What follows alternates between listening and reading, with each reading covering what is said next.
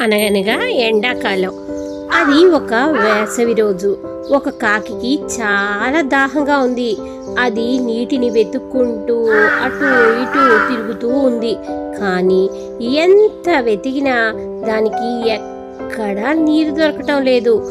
వేసవి కాలం కావడంతో సరస్సులు, నదులు అన్నీ ఎండిపోయాయి. చివరికి అది ఒక ఇంటి బయట పడి ఉన్న ఒక నీటి కుండను చూసింది. అది కుండపైకి ఎగిరి లోపలికి చూసింది. దానిలో కుండలో కొంత నీరు కనిపించింది. కాకి చాలా సంతోషించింది. అది నీటి కోసం త్రాగడానికి ప్రయత్నించింది.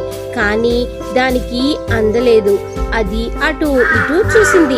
చటుక్కున ఒక ఆలోచన మెరిసింది. చుట్టూ పడి ఉన్న రాళ్లను ఒక్కటొక్కటి తీసుకుని కుండలో వేసింది. నెమ్మదిగా నీరు పైకి లేచింది. చివరకు కాకి నీటిని అందుకోగలిగింది.